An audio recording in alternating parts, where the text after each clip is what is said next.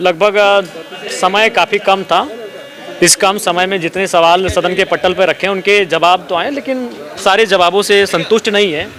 विशेषकर आज जो एक महत्वपूर्ण सवाल था जिसमें जो लंबित रिक्त पद हैं विभिन्न विभागों में, लगभग हमें लगता है कि 2.5 लाख से 3 लाख के आसपास सरकारी नौकरियों में पद रिक्त हैं, उसका भी जवाब संतोषजनक नहीं रहा।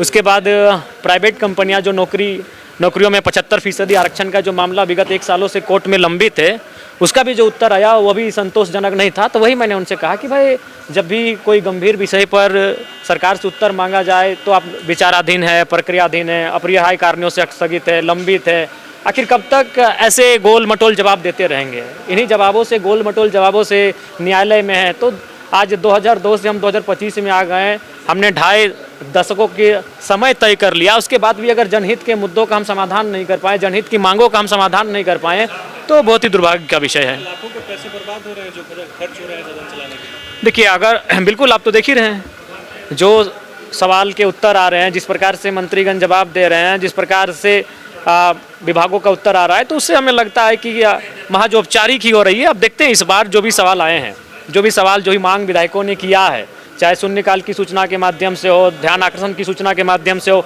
या गैर सरकारी संकल्प की सूचना के माध्यम से हो, या फिर तारांकित या अल्पसूचित प्रश्नों के माध्यम से, अगर उन सवालों का उत्तर या और उन पर कार्रवाई नहीं हुई तो जाहिर सी बात है ऐसा ही लगेगा कि चलिए एक खाना पूर्ति का कार्यक्रम है ये। बालू वाला भी आरोप लगा रहे थे, अभी नवीन जायसवाल बोल रहे थे कि ऊपर से लेकर नीचे तक सब पैसा खा रहा है। ये सच्चाई है, चूँकि बालू की जो समस्या है बेचारे बिल्कुल उस पर वैधानिक रूप से जो भी प्रक्रिया होती है, चाहे नीलामी हो, ग्राम सभा हो, कोऑपरेटिव सोसाइटी हो, कम से कम ग्रामीणों को बालू एक अच्छी राशि में मिल जाता। खामोखाम जो राशि सरकार के खजाने में आनी चाहिए थी, जिससे जितनी सुलभता के साथ बालू उपलब्ध होना चाहिए था, वो बीच में झूठ मूठ के अधिकारी उसको गबन कर रहे हैं।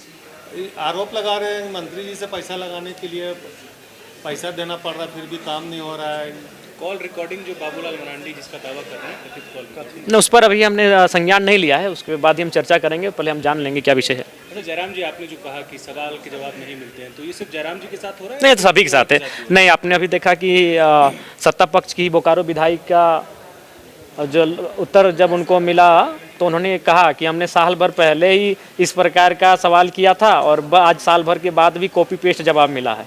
तो ये अगर जयराम महतो का बयान होता, ये अगर विपक्ष के विधायकों का बयान होता, तो शायद आप इस बात का कयास लगाते कि चलिए हमारी तो सत्ता पक्ष से कटाक्ष रहता ही है, उन पर तीखा हमला रहता ही। लेकिन अगर सत्ता पक्ष के विधायक अगर आरोप लगाते हैं, अब देखें उस दिन प्रदीप यादव जी और मंत्री इरफान जी का किस प्रकार आपसी भिड़ंत हुआ, तो ये चीज़ें जग जाहिर हो चुकी है कि सत्ता पक्ष के विधायक, यहाँ तक कि विधायक ही नहीं, विधायक दल के नेता हैं, प्रदीप जी विधायक दल के नेता है कांग्रेस दल से, तो बड़े नेता मंत्रियों का आमना सामना कर रहे हैं, तीखी बहस हो रही है। तो इससे स्पष्ट होता है कि कहीं ना कहीं जो कार्य होना चाहिए जिस गति के साथ और जिस गंभीरता के साथ, उस गंभीरता और गति के साथ कार्य नहीं हो रहा है। हथियार का मुद्दा इस बार भी मतलब नहीं उठ पाया, समय कम था, समय ही बहुत कम था इस बार। जयराम, बीजेपी के कई विधायकों ने आरोप लगाया कि स्पीकर जो है तो पक्षपात करते हैं। क्या आपको भी ऐसा लगता है कि पक्षपात किया जा रहा है सदन? तो देखिए, थोड़ा सा स्पीकर भी तो आखिर किसी दल से होते हैं, हालांकि वो है काफ़ी प्रबुद्ध हैं, काफ़ी बेहतर व्यक्ति हैं, लेकिन उसके बावजूद भी एक दल से आते हैं तो उस दल के होने के नाते कभी कभी उन पर भी कोई इंटरनली प्रेशर रहता है, जिसको हर चीज़ जगह सार्वजनिक शायद नहीं किया जा सकता है, तो कभी कभी ऐसा हो जाता है, लेकिन बाकी वो ओवरऑल ठीक ठाक इंसान है।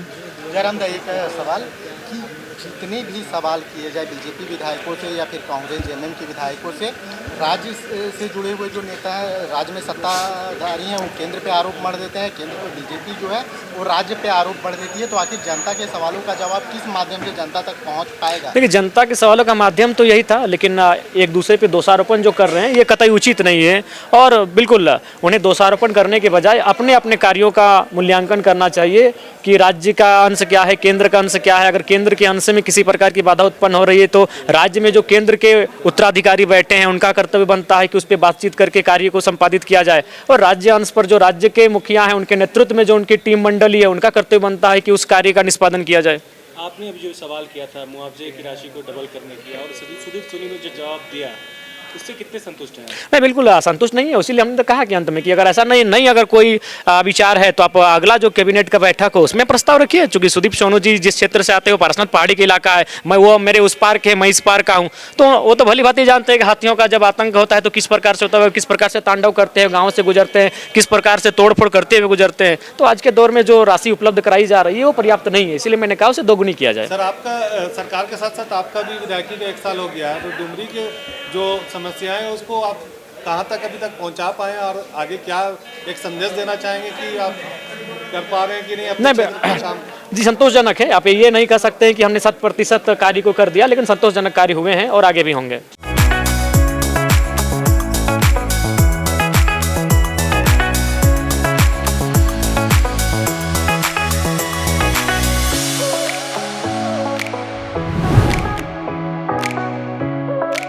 खबर का मतलब बवाल न्यूज। हमारे चैनल को सब्सक्राइब जरूर करें।